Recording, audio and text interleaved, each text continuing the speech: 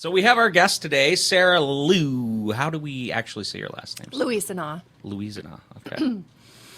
It's a French spelling, and there's a G in there that's silent, so that really messes people up. But Sarah Lou is great. All right. Yeah. Sarah Lou sounds like maybe a Dr. Seuss character to me. Yeah, Wendy Lou, who's Yeah, that's right. That's great what cousin or something.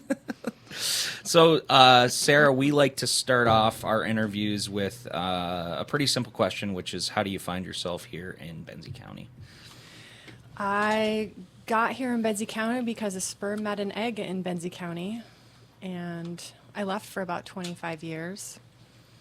Then I came back, just before COVID, actually. And it was meant to be just a visit, but then we all got locked down. And it was one of the best things that ever happened to me because I belong here, and it was really important for me to remember that. It was really good for my body to come back to the lake specifically and to re-imprint into the landscape here. Really helped me through some hard times. And so I think I'm living the best phase of my life in Benzie County right now.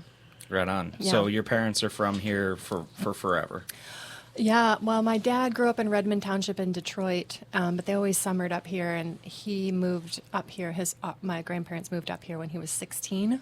And my mom's family came from here. My mom's dad and mom both came from here, and so she grew up here in Benzie County. All right. So There you I'm go. at least second generation, potentially third on one side. I have a technical question. We have avoided using your last name in our pre-announcements of this conversation, and rather than butcher it, We just did this. You were distracted. I want to hear it once in the microphone with my headphones Your on. good ear on. Louisana. Louisiana, is it? Louisiana. It's lovely. That could be a county in Michigan. Louisiana County. Yeah, I have. It's a French Canadian name, and we actually have relatives that are in the Fort Cemetery on Mackinac Island. So they were. I don't remember the name. What the French traders that moved through the area in canoe were called. Like through the Lachino Voyeurs? Maybe they were. I mean, currently, that doesn't mean that, but Yeah. Anyway, I have a. Voyagers, let's call them. Yeah, I have a strong feeling that I got here by canoe. Actually, yeah. It's cool to have an origin story for yourself like that. And you've read Going to the Sea, Paddle to the sea. Paddle to the Sea. No, I haven't. It's about a canoe. You need to. Okay, I have read a lot of Robert Downey's historical stories about Native American, French Canadian intersections of the region. I loved reading those because it felt like I understood a lot more about my ancestry. I also have Native American ancestry. Yeah. Is that it's historical fiction or actual historical? It's a story of a carving that goes on a journey that is a canoe, Oh, and there's a spirit with it. I love this. Okay, what's it called? Paddle to the Sea. Okay. It's really a children's story, but metaphorically it has an awful lot to do with a lot more than that, which is true for most good children's stories. True. Yeah, a fable or something pounded into it. Anyway, So even though you're not here in a business capacity, I think it's fair to plug what it is you do here, since that is kind of what we're here to talk about. So What do I after do? you. I'm the founder of a business called The Living Pelvis, and so there's a lot to say about the name and the philosophy behind the work, but essentially I bring folk gynecology to women and help keep alive women's wisdom that we've known for hundreds and thousands of years, but that the Western medical model has sort of interceded. And so there's a lot of ways women are not being honored in our Western medical model and traditional, quote, interpretations of gynecology and obstetrics that leave women feeling less empowered, less healthy, traumatized, aren't great outcomes for the babies they're bringing in and for their lifelong, full body health. So I have collected lots of different modalities from around the world, and I work with women to help find physiological and reproductive health in ways that empower them and make them feel whole rather than dysfunctional. So I do that through analysis and physiology, and I do that through body work and through coaching. And so I kind of meet each woman where she's at, and she comes in and has an hour-long consultation. So we actually really sit down and talk about the life of her reproductive timeline, talk about trauma, we talk about what happened in her own birth and her birth experiences with her babies, if she's had them, where she's at in her fertility timeline, herself, what she's dealing with, and why she's in pain. And often there's a lot of information about what's going on with a woman's whole being by looking at what's happening with the reproductive cycle. And that's because women's number one biological imperative is to reproduce, whether women decide to do so or not. That's what our whole bodies are wired for. And so if there are things happening in the rest of the system, you can generally look to the signs and symptoms of the menstrual cycle or the reproductive cycles to deduce what is at the root cause. Okay. So that's in a nutshell what I do. Well, you kind of headed me off at the pass there because I wanted to ask what probably would have sounded like a stupid question, maybe not, which would be, is the focus on reproductive health? And I get exactly what you mean. Like I tend to be reductive when I think about living creatures, where it really all comes back to evolution. Mm-hmm. And what's evolution if not the imperative to reproduce in some sense? So that makes perfect sense to me. Yeah. And so yeah, that's very cool that you were already right there on my next question. I am telepathic.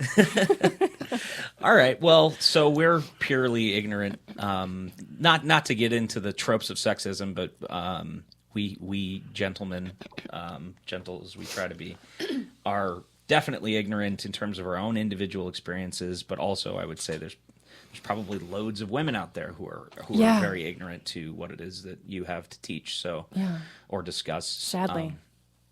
So where do you start with people? What's 101? Yeah.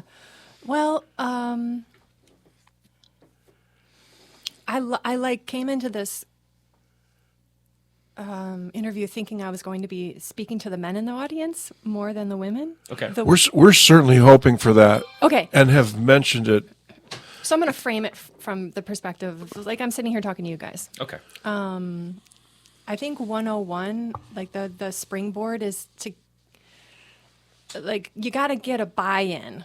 You guys are maybe a captive audience for a beautiful reason. You're interested, but I think a lot of men aren't, and a lot of men have been turned off to understanding. And there are lots of reasons, and I don't want to spend very much time talking about why, patriarchal brainwashing, but the carrot at the end of the stick, like that gets the buy-in, is to understand what you benefit from by understanding how your partner works. Yeah. What do we risk by ignoring this? You risk a lot. Okay.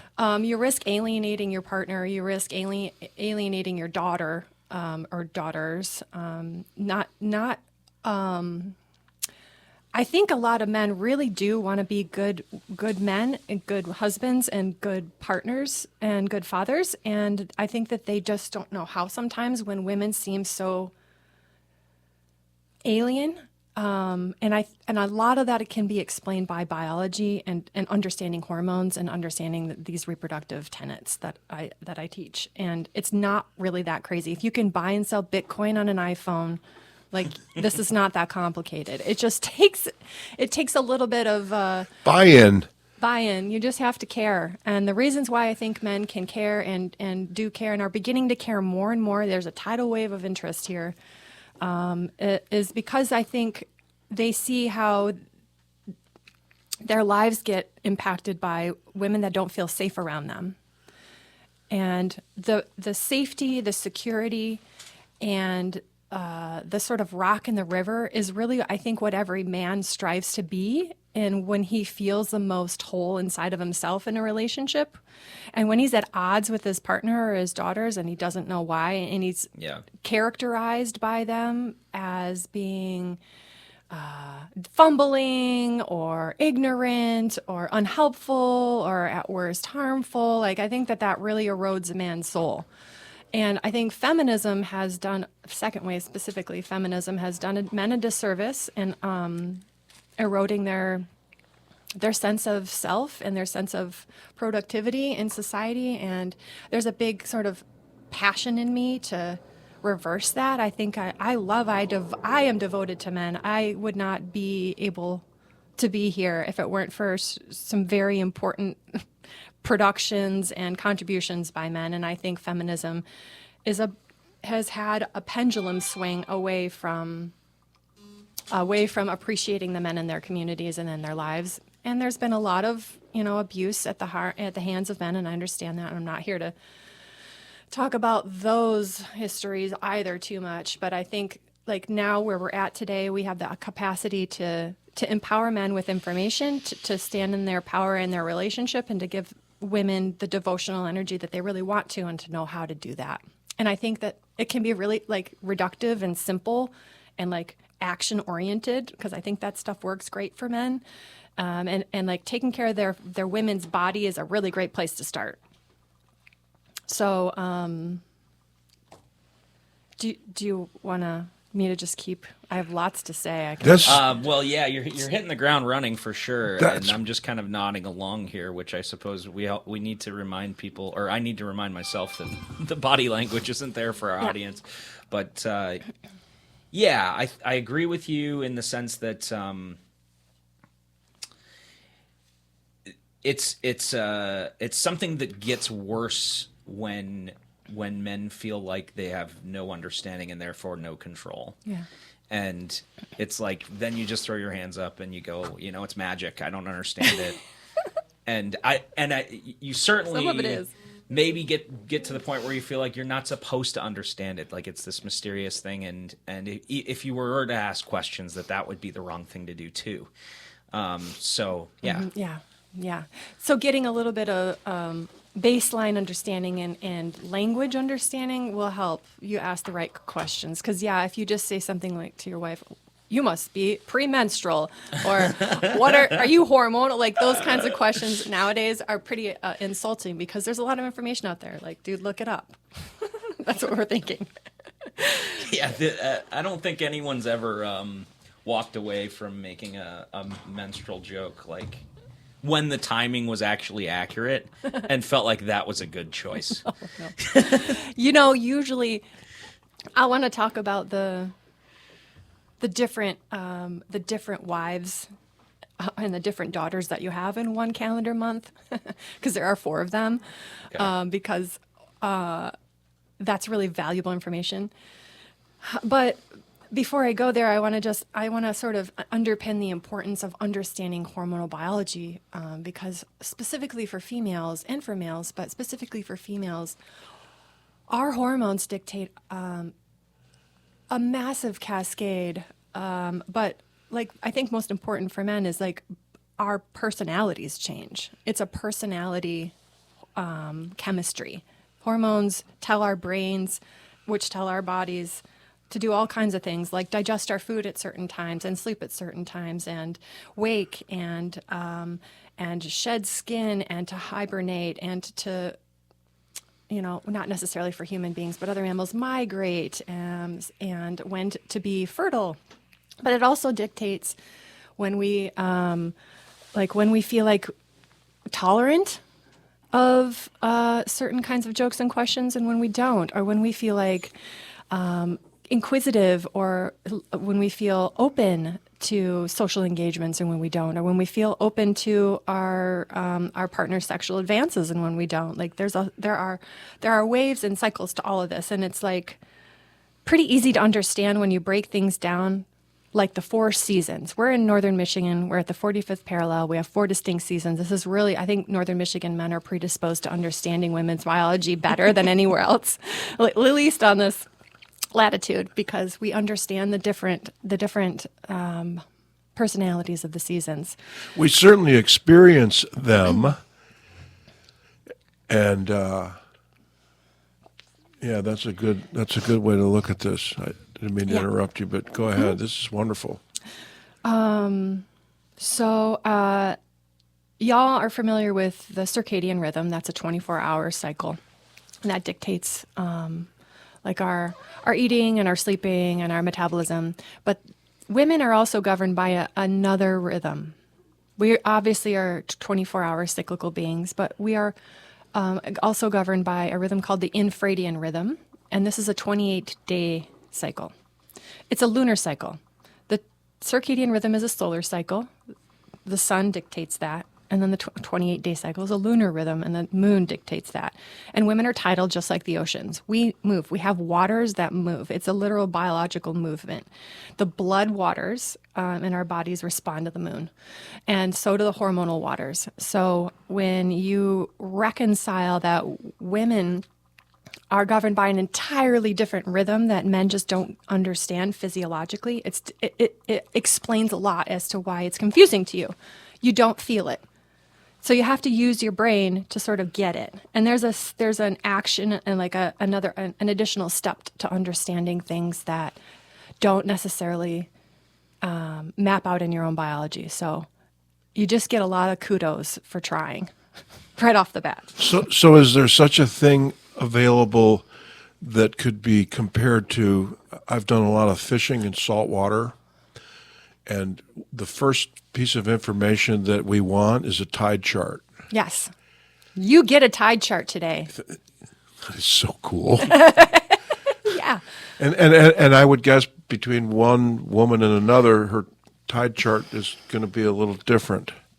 Kind of. There's some truth to that, and there's some not truth to that. And that's because we are living in very unnatural, modern environments, and that are in direct opposition to human biology, specifically female biology. Original peoples, before we started traveling in faster ways than our feet could carry us, before we started inundating our bodies with phytoestrogens and hormone disrupting chemicals, before we started introducing unnatural lighting, women mostly all cycled together. This is what the concept of the red tent in early biblical I was writings going to is ask about. that, having been in a couple of situations where most of the employees were women, there was this, and I guess not a myth, that after a period of time, I don't know how long it takes, that these women who spend 8 or 10 hours a day together have a tendency to, I'm sure there's a... Cycle together. Thank you. Yeah. And that is, so it does happen. Oh yeah. I mean, it's the original blueprint. And when sometimes there's a really women with what I call a wild cycle, a strong wild cycle, an uninterrupted cycle in a group, she can help pull the rest of the group into alignment. Most women have been, quote, domesticated in their hormonal biology by hormonal birth control, hormone replacement therapy, hysterectomy, cesarean, scar tissue, trauma. You know, these are things that affect hormonal biology and can Menopause. throw that off. Yeah. Well, menopause isn't an external factor. Menopause is a natural process of the reproductive lifestyle, and I'd love to talk to there's a lot of conversation around menopause these days. In fact, this summer I was on a panel. The state of Michigan did a panel for talking about menopause, and we traveled and toured around the state because there's a lot of interest and understanding, and there's also a lot of pharmaceutical taking advantage of women, understanding that this is a part of their life that they want to try to manage. And, that's another thing. Pharmaceutical intervention is not necessarily helping women, even though in the short term it may seem that way.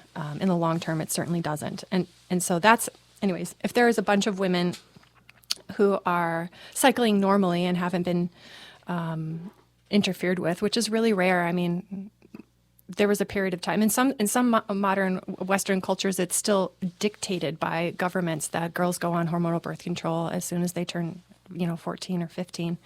It's not that way in the United States, but it might as well be. If you come into the gynecologist or for your first checkup with any kind of symptom, even if it's hormonal acne, It doesn't really have anything to do with your menstrual cycle or your sexual proclivity. Hormonal birth control is what's prescribed. And there are great documentaries, including one called The Business of Birth Control, that are very enlightening about why this practice is happening. And basically, it's women are a cash cow for big fertility and big medicine. We basically just provide them with lifelong opportunities to make money on our bodies. So that's kind of what I The am. medicalization of a normal process. That's correct. Right? That's what I'm in opposition to. But that's an interesting observation, David, about women in a workplace. I always thought that was Yeah. like a kind of a vulgar sort of sexist myth that women who spend time together sync up because Yeah. it would be used as like an excuse to be like, oh, Dismiss they're them all all. being mean today. Yeah. And, something like that. Yeah, totally. There's a lot of really great.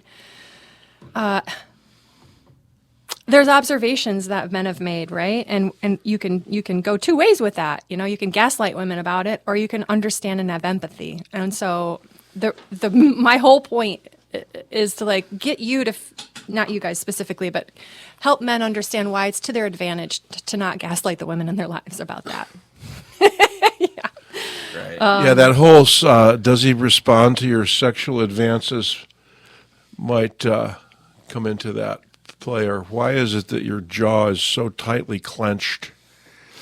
Say, well, you really are not trying very hard here, mister. Yeah.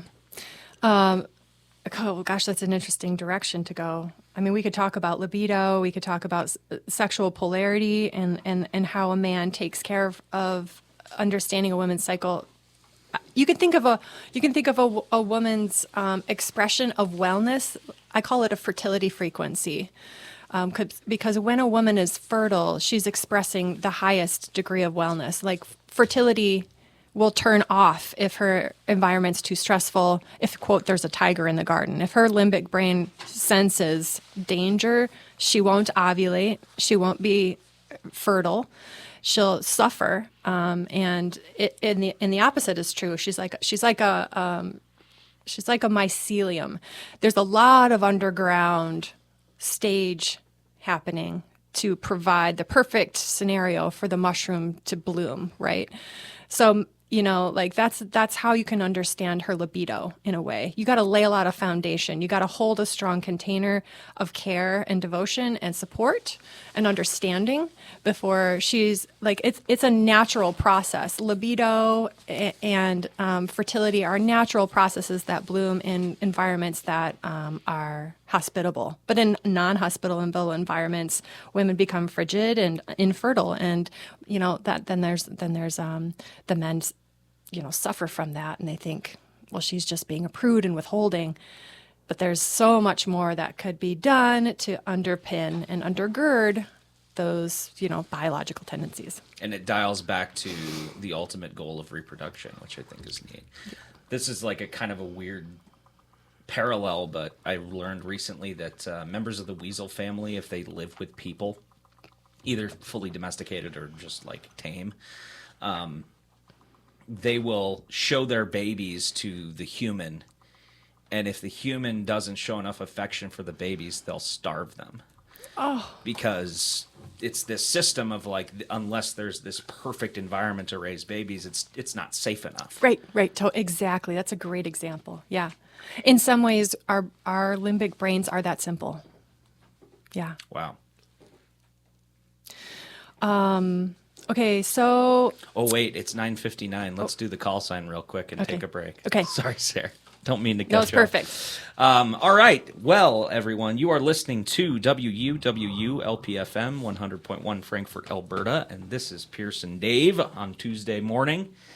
It is 9:59, soon to be 10 o'clock, and we have Sarah Lou with us to talk about women's reproductive health. Well, women's health generally, but relating back to reproductive health sort of inevitably. And educating men Educating men on how to better understand it. to understand more about all of this.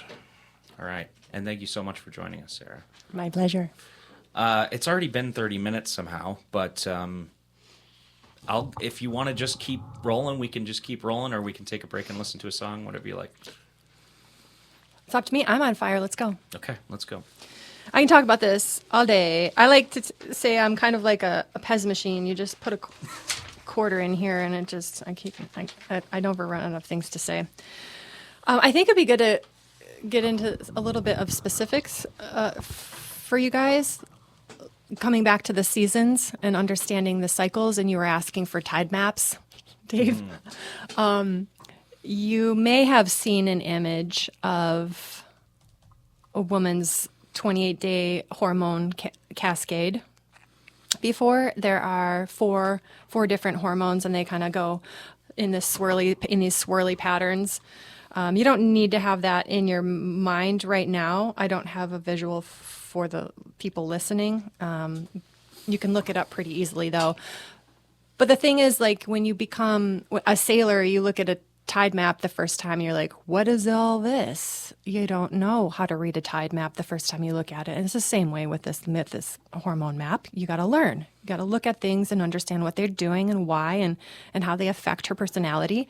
So I'll kind of highlight a little bit of those details and give you specifics about what that means. So in the 4 seasons, we're going to start the season in winter. The first phase of a woman's monthly reproductive cycle is her period. It's when she's bleeding.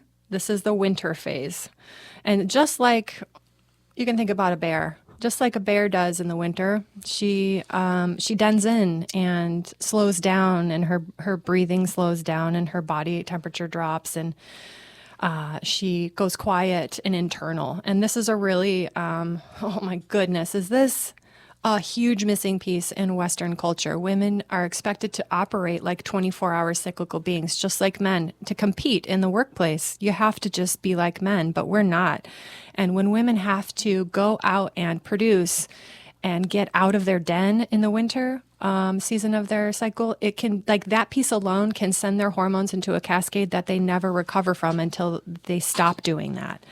And that's enough to make them have very dysregulated menstrual cycles, overall cascades of fatigue. And when women get fatigued and they're expected to produce in any way, then they get irritable and they're difficult.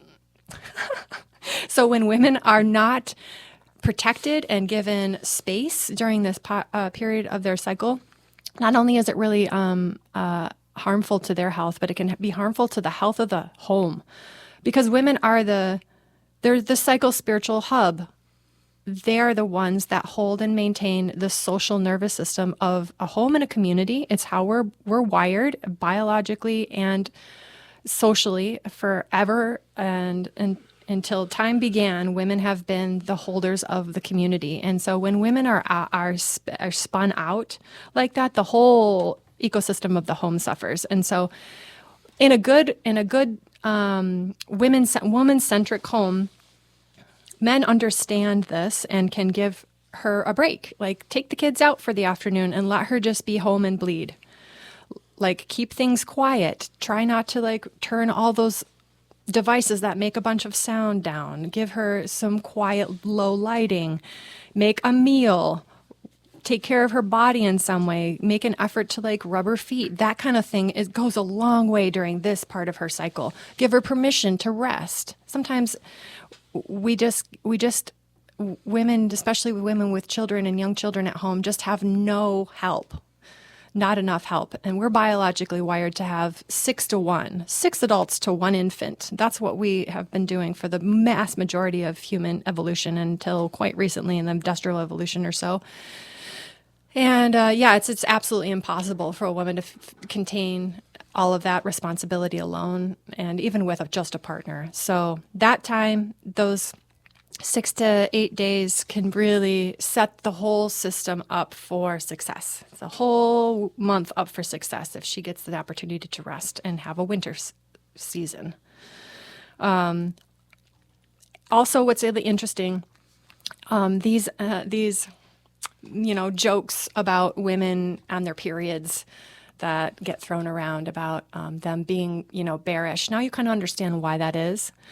But what's actually happening biologically is this is the quietest time hormonally for her. All of her hormones kind of come down and sort of land right before menstruation. So this is the time when her left and right hemispheres of her brain are actually really good at connecting and communicating to each other. When she thinks the most clearly, when she sees the most clearly, when she actually understands how she feels the most, when she can see dynamics the clearest. So it's actually, instead of dismissing her in this moment, it's actually really important to listen to her. Her hormones are in a prophetic place. So I think that that's really interesting and very valuable for men to understand. Okay, and then moving on into phase 2, which is the proliferative phase, where her body's starting to proliferate, is proliferating blood lining the uterine cavity. It's proliferating hormones. The hormone cascade starts to ramp up. It's like what happens in the spring. All the spring leeks start popping out, and the new grasses and the mushrooms, and there's this uprising of energy for women, and it's very creative and very inspiring, and it's an amazing time in her cycle if she's a wild cycling woman.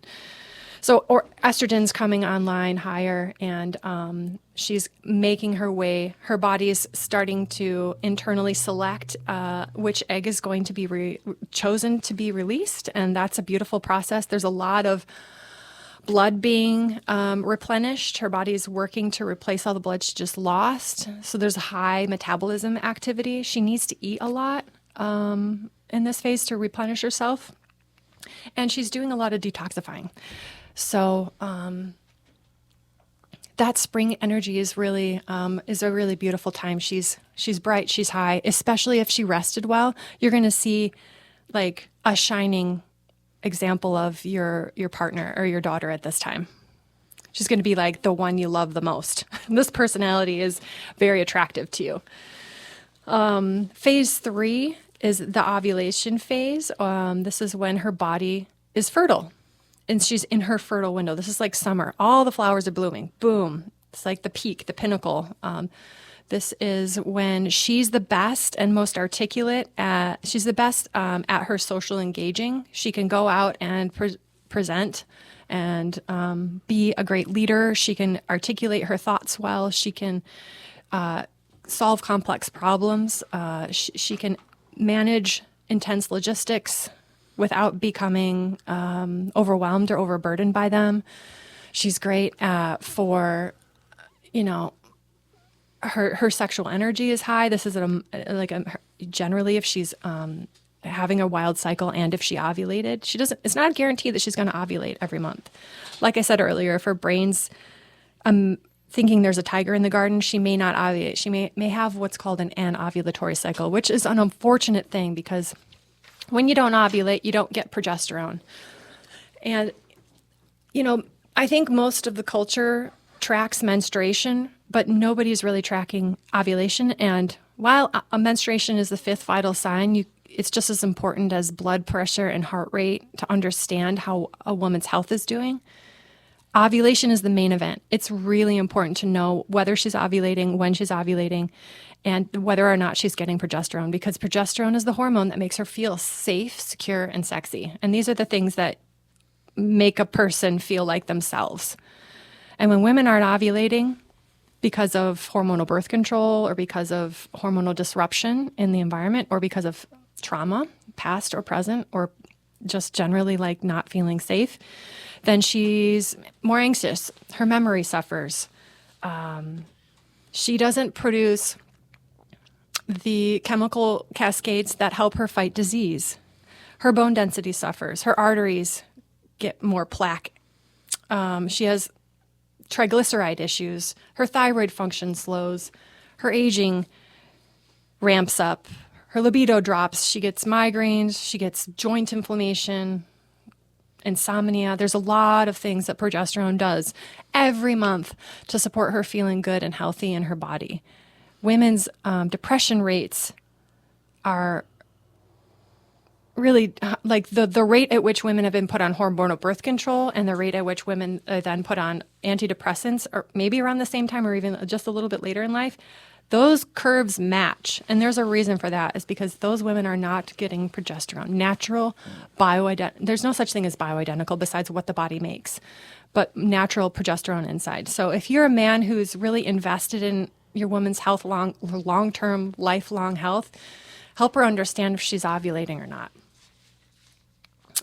Okay, that's my spiel on ovulation.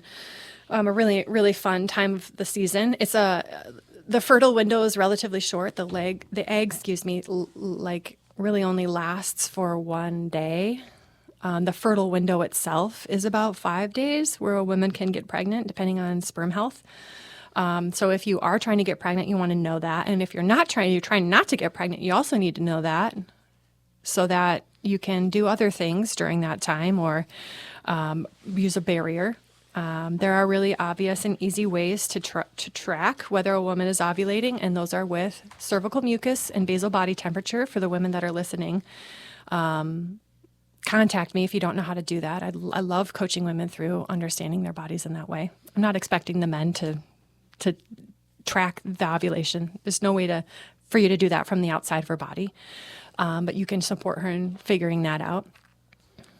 And then phase 4, the last phase, is the secretion phase. This is when the hormones decline, when the uterine lining begins to thin and gets ready to be released. It's the autumn season.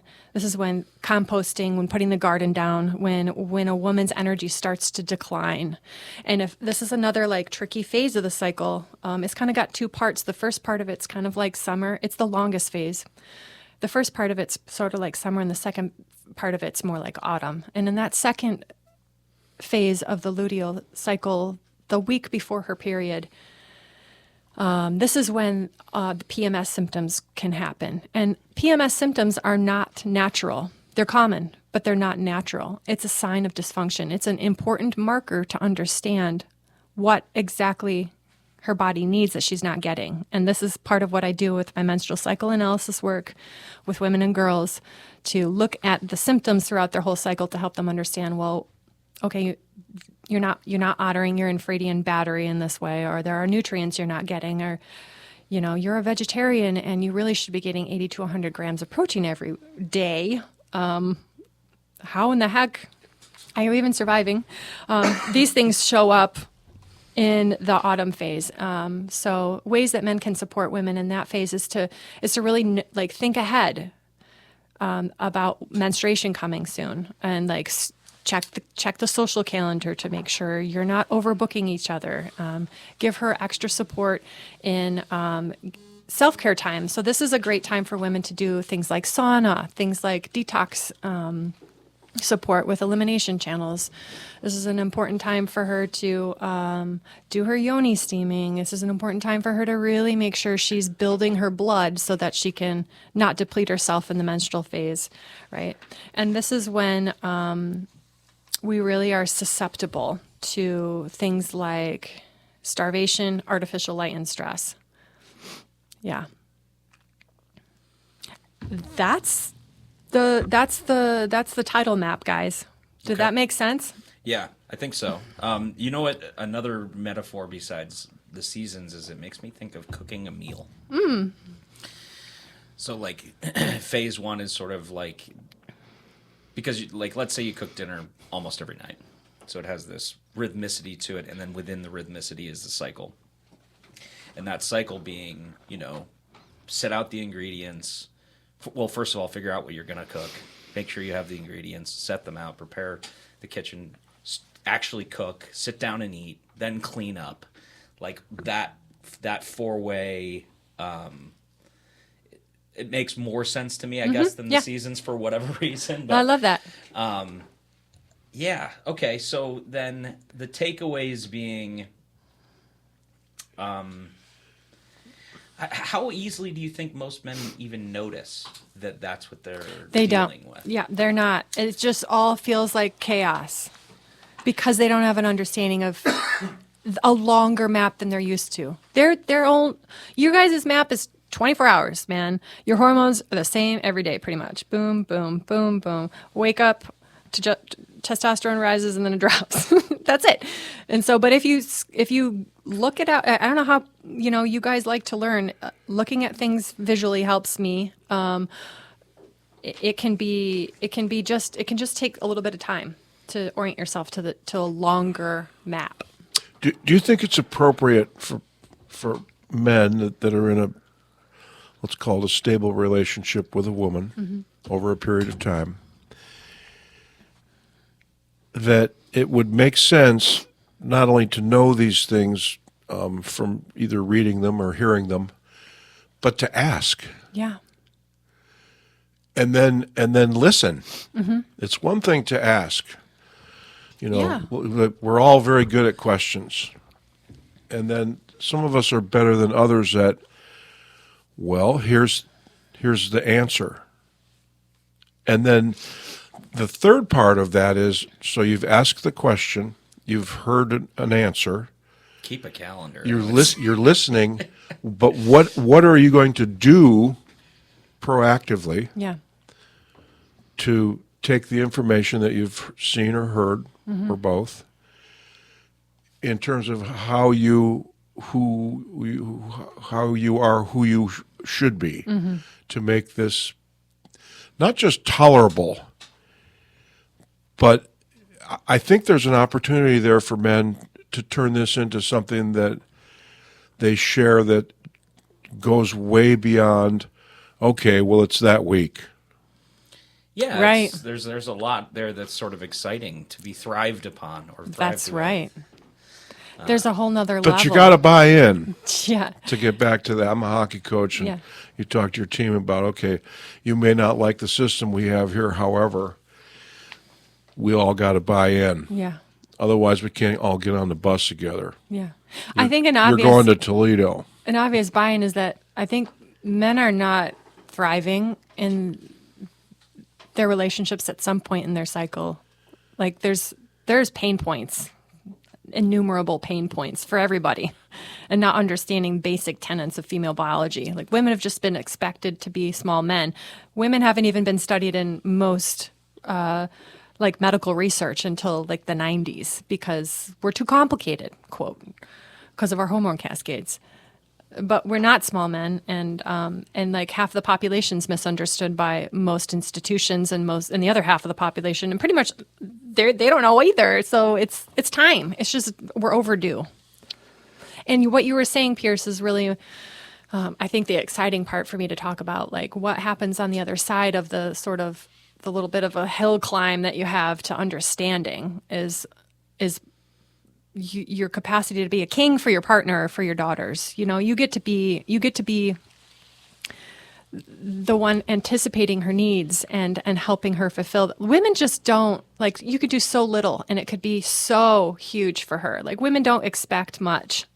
We don't get much, just haven't in forever had much support and love. No offense to you guys specifically, but much support in expressing our femininity or being unburdened by the thumb of patriarchy and male dominance. It's been for most of us our entire memory and our ancestral memory, but it wasn't always that way. And when women are thriving, and when women are in their fertile frequency, and when they're soft, and when they're relaxed, and when they're healthy, and when they're happy, the whole house just can levitate off the ground. Everybody gets to see and experience. I don't know if I had ever experienced a woman thriving in my entire life until I started doing this work and figuring out my body and how it had to work. We don't have an example. Women nowadays don't have an example to look to in their mothers or in their grandmothers and their sisters or aunties of what that looks like. But we're starting to see women reclaim it, and it's a big job. So, just understanding that women are reclaiming pieces of their past and their history and their health against a tidal wave of oppression and ignorance. And it's a lot. It's a big job for a woman to reclaim her wild cycle and to sort of take a stand in expressing that. So if you just do the bare minimum of understanding what she's doing, it will go a long way.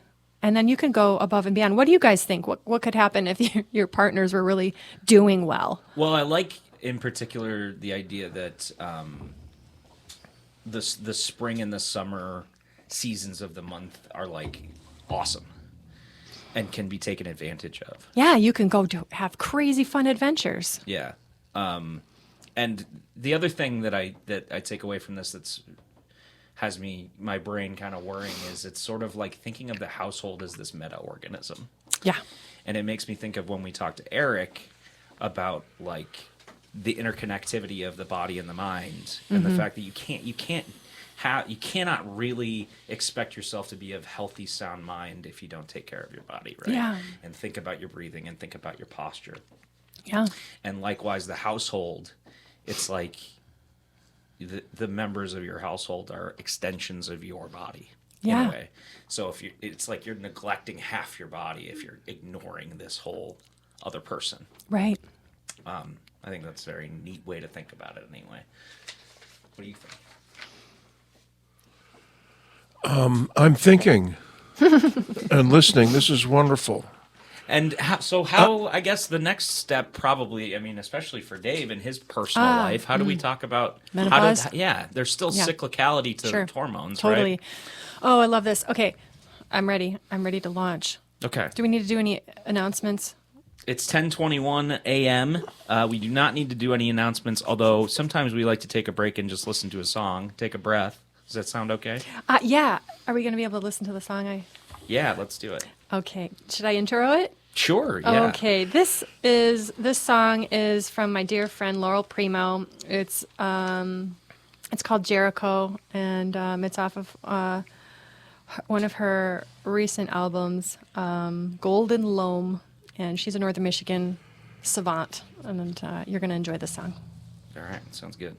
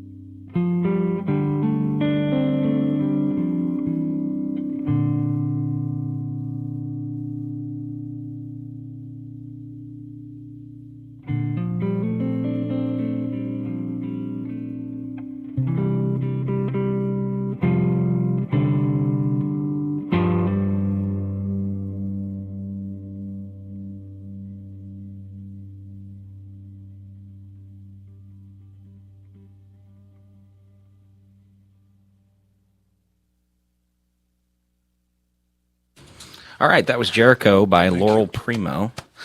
And man, I always love a nice acoustic beat like that. That was great. Thank you for sharing. All right, so we're back. It's 10:27. We are talking about women's health and what men can do to be better fathers and partners, and to some extent, I assume sons and brothers. But I think it's enlightening and fascinating. Maybe even if there isn't a particular person that you're thinking about in your life, but it's more just this conversation about returning back, as we were talking off air, returning back to more of a natural state of things, a less medicalized lifestyle, and less of like Eric has mentioned to me a few times how much he hates LED lights, and the fact that screws with men's health plenty, men's and women's health, because of how it messes with your circadian rhythm. So, good reminders, all this stuff, to live a little bit more natural life if you can. Back to the way things were for hundreds, thousands, tens of thousands of years, instead of everything the way that it is now being so unnatural. Anyway, Yeah. Sarah, we were going to talk about, I guess, menopause Yeah. and postmenopausal women's health. Yeah, totally. There's and David brought up a good point in the break too about food and our relationship with food, and therefore our relationship with the earth, and how I like to use earth-based analogies because we can't forget them, and because they're absolutely 100% relevant. When women get disconnected from the earth and the earth's rhythms, including the light cycles and the vibration of feet on earth, walking at a pace that the spirit can keep up with the body in, that's when the top starts spinning out of control. And I think everybody can agree, we're at a frenetic pace, and it seems like it's just going to get faster. And we have to really get, unfortunately, people get pushed against a wall before often they make lifestyle choices that bring them back to their natural rhythms and back to their bodies and back to the earth. And I hate to see that. I hate to see it become a heart attack or a stroke or major reproductive failure that is the catalyst, because we can do something sooner. Well, and sometimes it's living with like years of chronic low-grade health problems too, right? Yeah, and not really getting any answers in Western medical systems, and just being told that's just how it is to be a woman or anybody. Yeah, that's the way it is for women. Oh yeah, you're crumpled on the bathroom floor once a month for 3 days. That's just how it is. That's because Eve ate the apple. No, sorry. So you mentioned real quick, just for my own clarification, I'm pretty sure I understand this correctly, but just to be certain, you mentioned a wild cycle. So does that just mean not being on any kind of interfering hormones? Unadulterated, yeah. Okay. Which is hard because now they're measuring hormonal birth control in municipal water. Jeez. Yeah. That bums me out. Yeah, and other pharmaceuticals, and it's in the air, and it's in our food, and I remember like inundated. But when we started talking about it being in like milk, it was like, oh, well, okay, I just won't drink milk, no big deal. But if it's in the water, geez. That's why the defensemen from Western Canada were always so big, and at the age of, this was the story, was at the age of 12, and he's got 2 kids in the car, and he's a second-year Bantam. And the story is that they all drank whole milk, and it was full of growth hormones. Growth hormones Yeah. from getting the cows to fatten up, and it is. And I did see some evidence of that with a Pee-wee hockey team that we travel with in Canada quite a bit. It was amazing how mature the 12-year-old a 12-year-old can beard. be. I was wondering, does your dad have a milk farm? Anyway, Yeah. I digress. But primarily what we're talking about is birth control, right? Birth control, and like in the conversation around menopause, hormone replacement therapy is Okay. what's now hot. But before I go there, I want to back up and speak to, these are lifelong, there's the 28-day cycle that I spent time with, but there's also this lifelong cycle where women go through these different phases of maidenhood, motherhood, sage essence, and crone. And you may have heard of maiden, mother, crone, but there's a new sort of period of perimenopause, or this in between, just before menopause, the autumn season of a woman's lifelong reproductive season. So that's kind of what I want to talk about next. And to do so, you sort of have to look back, because when women are put on hormonal birth control at age 12 and 13, their brains aren't fully developed. And what we're doing is tricking their brains to think they're pregnant. That's what that drug does. Okay. Puts them into a hormonal freeze inside, basically. Chemical castration. I was going to say that sounds so automatically like a terrible, terrible idea. It's a terrible idea. Yes, it is. And there's a lot of other things I could say about it. So when women are, by the time they have been through a couple of birth experiences and potentially hospital settings where they're pumped full of unnatural drugs, where their babies' birthing timelines are messed with and interfered with every step of the way, where they're, told from beginning to end that it's an illness that they need to be managed instead of a beautiful biological process that results in a rite of passage for a woman. Women leave their birth experiences traumatized and into postpartum, which is a golden opportunity. There's 3 golden opportunities in a woman's life where her hormone cascade can be really disrupted for life. And in for traditional Chinese medicine gynecology, there's an essence. It's similar to qi. Qi is sort of the masculine essence, and jing is sort of the feminine essence. And in these 3 golden opportunities, the jing can be depleted. That's in menarche, postpartum, and perimenopause. So when women are messed with super invasively in these 3 different periods of their lives, they enter into menopause being very dysregulated. And so the cascades of symptoms we're seeing for perimenopausal and menopausal women in the West don't happen in every culture around the world, although most of them do, because most of them have adopted Western. Well, most developed nations that are tracking these things have developed Western ways of managing women's health.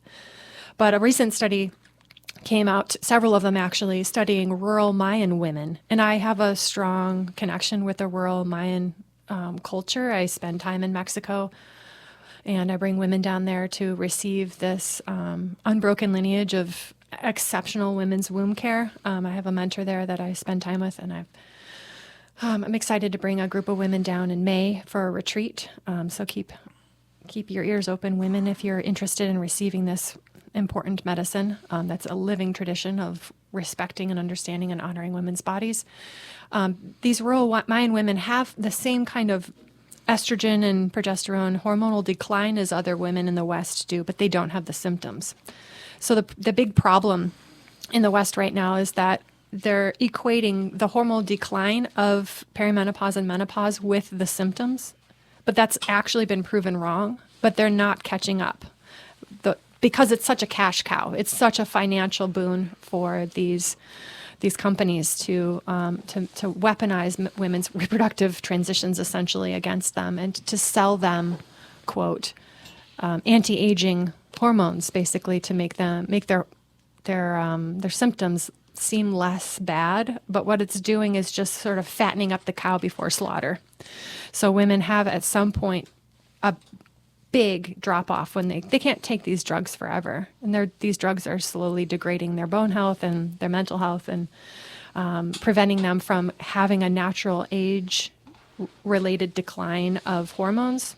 And then when they do go off of them, it's like they're being pushed off a cliff, and they have what's called like another chemical castration, where they just fall into feeling like they're 70 years old out of nowhere.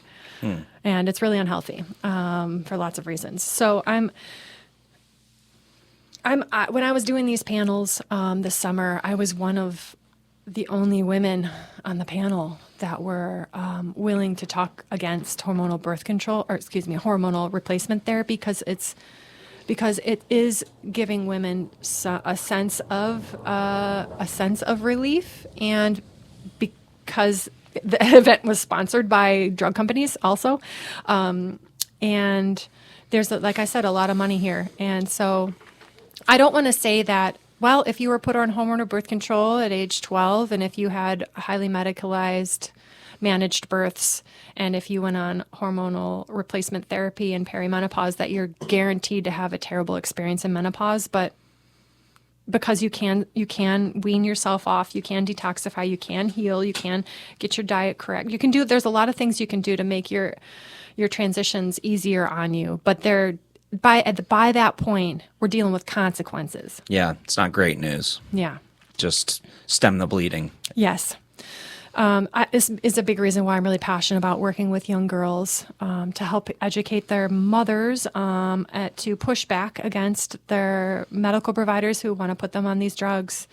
I really am passionate about working with women in preconception to help bolster their bodies and their strength before they get pregnant, so that they have physiological health going into pregnancy, so that they can stand up against the wave of tyranny that's happening in the birth world too. And the same thing with perimenopausal women. I learned a little bit about, I had a girlfriend for a while who wanted to become a midwife and a doula, and I found the whole conversation fascinating, so I was kind of learning along with her. And the medicalization of the birthing process was just traumatically horrible to learn about. Yeah. In particular, the way that epidurals and kind of not inevitably, but drastically increase the rate of cesarean sections because of the fact that it's essentially halted the normal processes, right? Right. But there were so many other examples of little things like that where it was like the doctor wanted to go home. And so it was like, all right, it's time. We're doing this. Yep. Rather than this needs to happen the way it's going to happen. There was no appreciation for allowing it to be this natural process. And instead it was hyper medicalized. And I just found learning about that to be really, really eye-opening, but such a bummer. Seriously, because the trauma that a child goes through at their birth is the hardest and most deeply wired trauma of their entire life. Right. Nothing bad's ever happened. This is the first thing that's ever happened to you. That's right. Yeah. And here so you we're are. setting them up for disassociation and dissociative tendencies, for psychopathy. That seems like a big word to throw out there, but when, especially young, attachment males, styles, right? Yeah.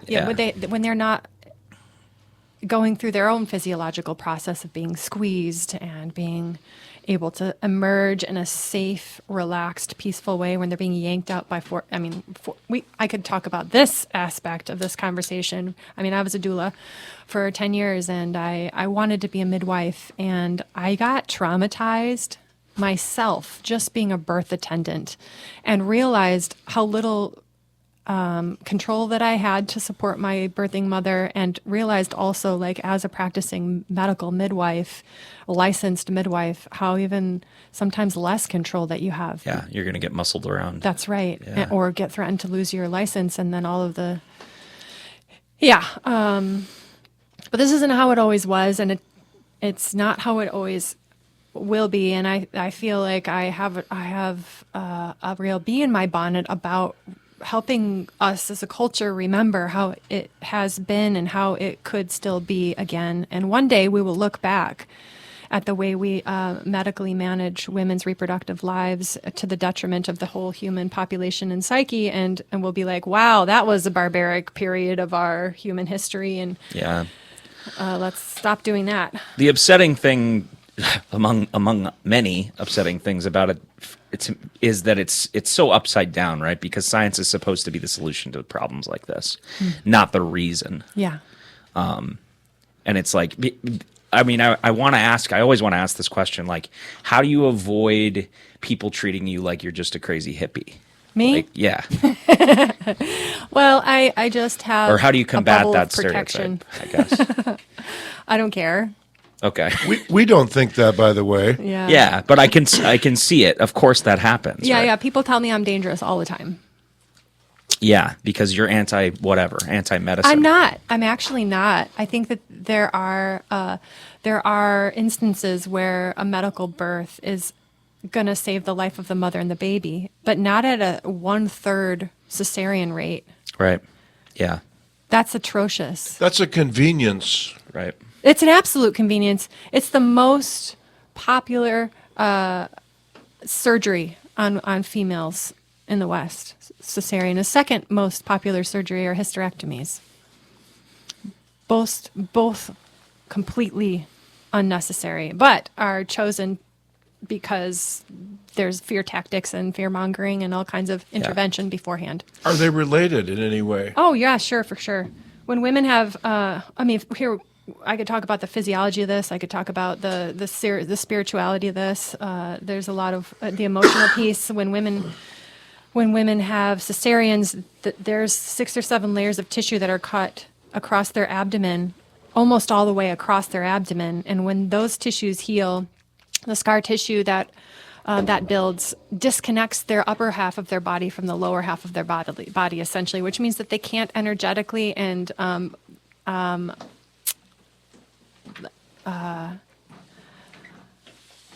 biomechanically ground into the earth to feel safe. It means that their reproductive and digestive organs aren't functioning well because they're all bound up by tons of layers of scar tissue. It means the polarity in their body is screwy. It means that they have trauma locked up that they can't necessarily access until they start moving that tissue, which is one of the big pieces of my work. I help women with their cesarean scars. I work that tissue back open. And when we do that, when we get through the layering and the armoring, and like not only is it scar tissue from the physiological process, but it's literal emotional armoring and spiritual armoring, because it is an assault to their very nature. Being in the birthing portal is one of the most spiritually open, the thinnest veil between this world and the next. We don't understand any of this in science and in the Western hospital. There's no reverence for this spiritual connection of a soul coming through. So when women have to be soft and open to let that process happen, and they get slammed shut by trauma, there's so much going on there in their physical bodies that then just builds and builds and builds. If they never come to me for a mind abdominal womb massage, for example, or if they never go for pelvic floor physical therapy, or if they never talk to their counselors about what happened, or never acknowledge their birth traumas, they enter into their perimenopause and menopause time of life, and they're bound up, and it's dysfunctional, and they have often the only recommendation that's given to them is to cut that uterus out. Cut out the organ, that's the problem. That's all and then what happens when you cut an organ out, a vital organ out of your body? Women's uteruses and ovaries are creating estrogen for their entire lives. It's not a dumb and dead organ at any point in her life. Yeah. And then there's a hole. There's a dead space, an open cavern. There's nowhere in the body where there's a hole like that. The body doesn't do that. And so other organs fall into that hole, things prolapse, fall out of the body. It's a cascade of problems. So Another convenience. Oh yeah, absolutely. Make them less volatile. And it pays. Oh, it's very, very good. Yes, that's true. So I'd like to change gears just a tiny bit. Great. And let you shed light on the business of, we've talked about the medical, the world, which is very disappointing, but the glimmer's there, is this business of supplements and the onslaught of ads that claim that things that we eat or rub on our face or whatever, supplements, to assist or dampen, I'll let you fill in the words, the adverbs, but it's a big business. Mm-hmm. This vitamin, this herb, that herb, and it's all, mushrooms this and cauliflower that. And I'll toss that one to you. It's a wild west. It's the Wild West out there. It's a big topic. And it's the Wild West because as supplements, they're not regulated by the FDA because it's not a food item. So it's wide open. Yeah. Well, I don't necessarily have a problem with that. I mean, plants. We've been using plants for millennia. Women have been using plants to heal everything for millennia, and the FDA doesn't have a right to tell us whether they're useful or not. But when things are extracted out of their whole food form and turned into a pill that we don't know the potency really, or we don't even realize how much of that. But here's the thing: like you take an apple a day keeps the doctor away, for example, is an adage we've heard all our lives. And you know, science has the capacity to break down what properties or what minerals or what vitamins in that apple are actually the active ingredient, quote, active ingredient that keeps human health high. So then they take those active ingredients and isolate them out, reproduce them chemically, make them chemically, and then sell that. That's the kind of racket that I have a problem with. But understanding that whole food form of a vitamin or supplement to heal is a whole mastery of which I don't possess. But I will speak to something that I do have a deep care about, and this may be a not what you asked for, David, but our iodine levels are in catastrophically depleted states across the board, humans in general, but for women, this is a huge problem. We can't eat iodine in an outside source anymore as easily as we once could. But medicine people, pouches they found in archaeological sites across the world, medicine men had seaweed in their pouches because of the importance of iodine. But now all of our iodine is radiated because of Fukushima, and I wouldn't be able to eat enough iodine from just seaweed sources anyways.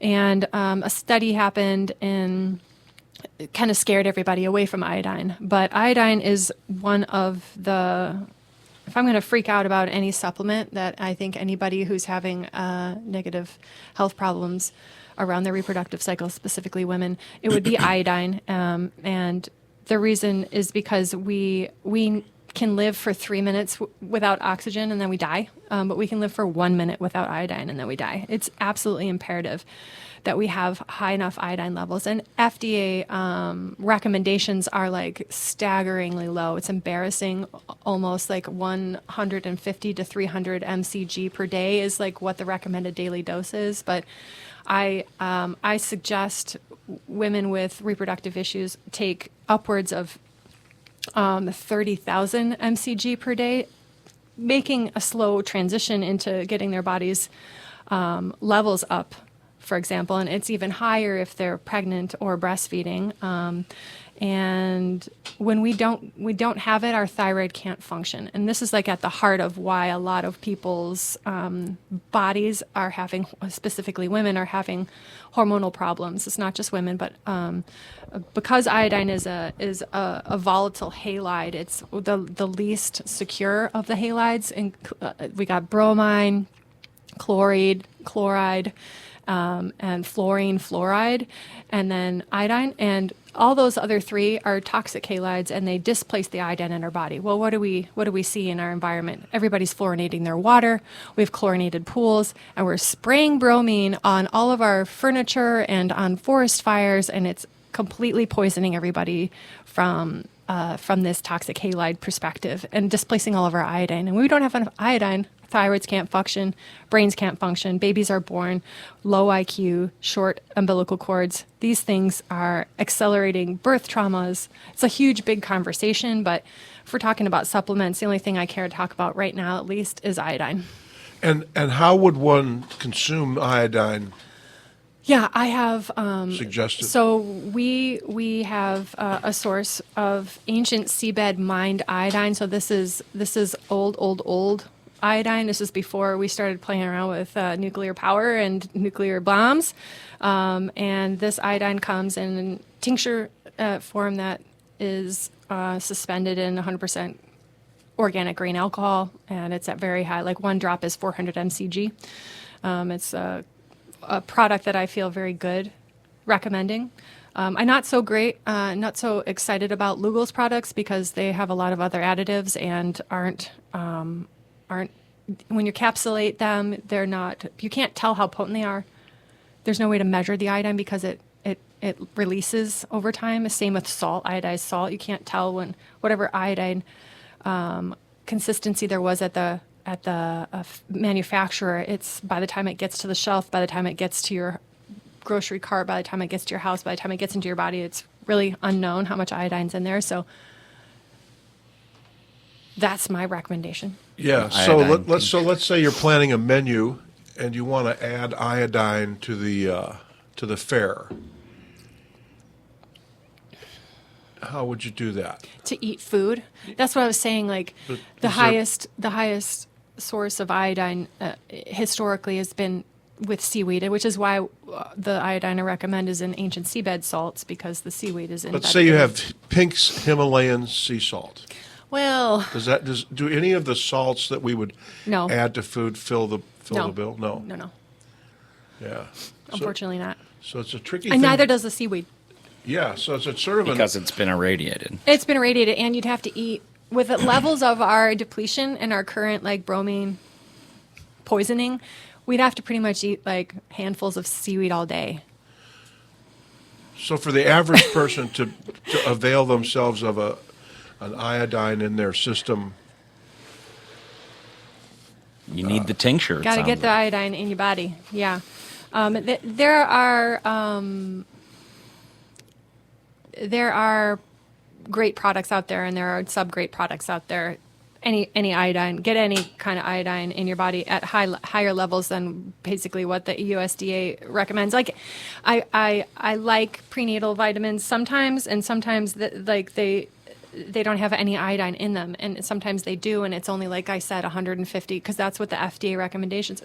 So if you're doing it like following the government, good luck. Why do you think the FDA recommendation is so off? Well, there was a study that has been like later debunked that freaked everybody out about iodine. So they stopped iodizing the salt, they stopped iodizing the bread, they started using bromine instead. But I'm saying this on public air right now. I have conspiracy theories that that this was a nefariously sourced study, and that the government actually wants everybody to be pretty sick so that they can continue to be consumers, and that iodine depletion is a pretty easy way to do it. Okay. Especially for northern landlocked places like us. If you're living at the coast in a warm area where iodine is kind of coming off the sea air all the time, their iodine levels are higher than they are in the Midwest. But not, and probably you could, if somebody wanted to do a study, they could see. I bet you ovarian cancer and breast cancer levels are lower on the coastlines. Thyroid issues, hypothyroid issues are lower at the coastlines than they are Midwest, but I don't know that anybody's doing that study. They should. I think this might be our first conspiracy theory. I wrote an essay about this. I wrote an essay also on my Substacks called The She Wolf Pack about, there's a 2-part essay about how to love a cyclical woman, directly for the gentlemen in the crowd who want to have some of this to read, and some of my, quote, protocols on how to support your partner. It's all written out there. So would you remind us and our listeners again how they can access this information and contact you if they choose to? Yeah. So my Substack is an online writing platform. Maybe people know about it, but substack.com /The She Wolf Pack. That's where my writing is. And my website is thelivingpelvis.com. And I have an office, and I see clients in Traverse City and Beulah. All right. Happy to field any questions and specific inquiries.